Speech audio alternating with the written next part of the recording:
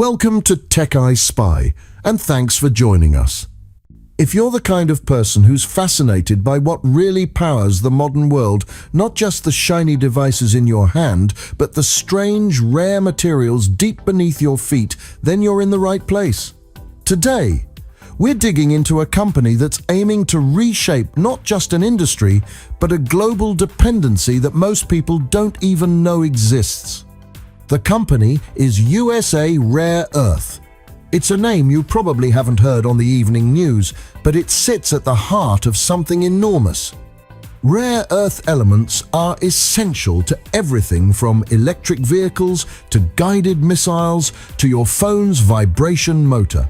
And right now, nearly all of it is controlled overseas.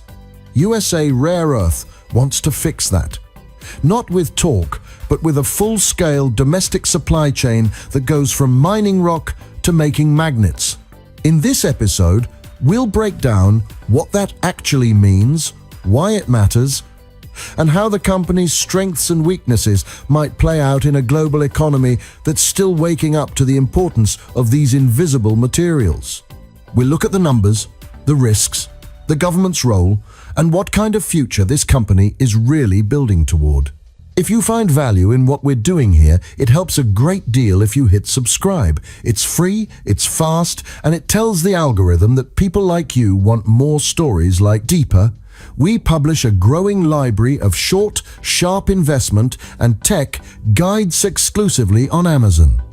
They're designed for curious minds who want to understand how the real machine works, one sector at a time.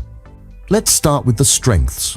What's working in USA Rare Earth's favor? Quite a bit, actually, and not just on paper. First, the company controls something incredibly rare, not just in name but in substance, a deposit in West Texas called Round Top. It's not just large, it's unusually rich in heavy rare earth elements, the type that's much harder to come by and far more valuable than their lighter cousins. These are the elements that go into permanent magnets, military-grade optics, electric motors, and other tech that doesn't just want high performance, demands it. And it's not just the presence of rare earths at Round Top that makes it unique. The site contains all 16 critical rare earth elements, plus bonus materials like lithium, beryllium, and gallium. That diversity gives them resilience. If one mineral drops in value, others can pick up the slack. It's a portfolio built into the mountain itself. Second, USA Rare Earth isn't just a mining play. This is where things get interesting. Their plan is to build the entire value chain here in the United States, mining, separating, refining, and even manufacturing magnets. Most companies in this space focus on just one part of the process. USA Rare Earth wants to own all of it. That's called vertical integration. And when it works, it creates efficiency, control, and pricing power. Not to mention, it reduces foreign exposure at every step. That's a huge selling point in today's geopolitical climate. They've even acquired a permanent magnet manufacturing facility that used to supply General Motors. It was sitting idle for years. Now, under their control, it could become the core of America's first fully domestic rare earth magnet supply chain. That's not just a business model, it's a strategic asset. And speaking of strategy, here's another strength: timing. The United States government has made it very clear publicly and repeatedly that it wants to break its dependence on China for rare earths. That means subsidies, contracts, fast-track permits, and direct investment are all on the table for a very small number of companies that can even begin to try. Early assessments suggest that the Round Top project could be built with a relatively low upfront cost compared to other mines, but still generate high returns. We're talking of any serious investor. It's speculative, sure, but on paper it looks strong. So, to recap the strengths: a uniquely rich deposit, a full-spectrum business model, a government that wants exactly what they're building, and a strategic foothold in a market that's not just growing, it's becoming urgent. That's the foundation. But of course, no company gets a free ride. The weaknesses come next. And how do we talk about the weaknesses, the cracks in the surface that investors should take seriously before getting swept up in the promise? The first and most obvious is this. USA Rare Earth isn't producing anything commercially yet. As of now, there's no revenue, no active mining, no magnet factory operating at scale. Everything is still in the build-up phase. That means the entire business model is speculative. You're not betting on what they are doing, you're betting on what they might do if everything goes according to plan. And that brings us to the next problem. Execution risk. Building a mine is hard, separating rare earths is harder, and scaling up a domestic magnet manufacturing facility from a cold start, that's brutally complex. Every part of their plan has to the funding. If even one piece slips, the whole project slows down or stalls entirely. Then there's the environmental side. The Round Top project uses a method called heap leaching, which involves chemical extraction. It's relatively efficient, but it raises questions about groundwater contamination and long-term land use. The company insists it can manage those risks, but Projects knows community pushback and environmental delays can derail even the best-funded operations. Financially, there's another weakness worth noting. Although they've raised significant funds through SPAC deals and government programs, the capital requirements for full vertical integration are massive. We're talking hundreds of millions, if not billions, over time. It's unclear whether they can meet those costs without giving up control or piling on debt. And finally, there's a quiet but important dependency that often goes overlooked: policy. USA Rare Earth's entire pitch works best in a political climate that supports reshoring, protectionism, and national security-driven spending. If that shifts, if international trade opens up again or priorities move elsewhere, the urgency that gives this company its edge could fade fast. So, to sum it up, no revenue, high complexity, environmental hurdles, enormous capital needs, and a business plan that leans heavily on current government priorities. That's the weak side of the ledger. And if you're investing, you've got to hold both sides in mind. Because what's coming next is the opportunity, and that's where things get interesting.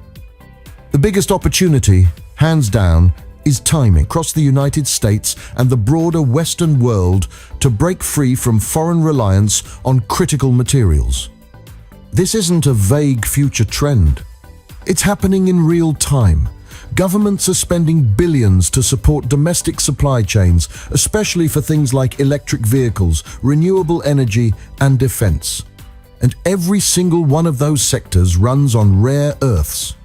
That puts USA Rare Earth in a position that's not just commercial, but strategic.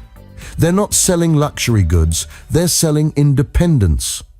If they can pull it off, they become part of a national security asset. That opens the door to contracts, grants, low-interest loans, and purchase guarantees from federal agencies. In some cases, the US Department of Defense has even funded processing plants directly. The opportunity here isn't just to be profitable, it's to become essential. Then there's the market itself. Global demand for rare earth magnets is expected to surge over the next decade. We're talking about a future where everything from drones to MRI machines needs permanent magnets made from exactly the elements Round Top contains. Even modest success in capturing a share of that market could mean long-term revenue in the hundreds of millions annually. There's also a green angle here. With the right processes in place, USA Rare Earth could position itself as a cleaner alternative to overseas suppliers. If they can pair domestic production with responsible environmental management, and they're making those claims already, they may be able to attract customers who are looking to meet ESG goals or investors trying to build ethical portfolios. And one more thing, the company isn't just betting on mining, they're exploring recycling as part of their long-term strategy. Rare earths don't disappear when a phone or a motor is thrown away. They can be reclaimed, manufacturing, then recovering them, they'll have something even more valuable than a rare deposit. They'll have a full circular economy model that's hard to copy and easy to defend. So when we talk about opportunity, we're looking at a rare convergence, massive demand, national urgency, supportive policy, ESG momentum, and long-term technological relevance. Not every company gets that kind of runway. Of course, it's still only potential. It's not guaranteed. Which brings us to the other side of the road, the threats that could close those doors just as quickly. These are the forces that could undo everything regardless of how strong the business model looks or how timely the mission seems. First and foremost is China. Right now, China dominates the rare earth industry from top to bottom.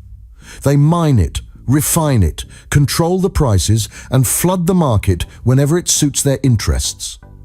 If USA Rare Earth gets too close to breaking through, China could simply lower its prices across the board temporarily just enough to make it impossible for a new domestic player to compete. It's not illegal. It's not even uncommon. It's happened before. And let's not forget, rare earths aren't traded like oil or gold. There's no unified market, no stable global pricing mechanism. That volatility means USA Rare Earth is exposed to swings they can't predict and can't control. Then there's competition on home soil. MP Materials, for example, is already active and well-funded. They've got government contracts, public backing, and operational infrastructure.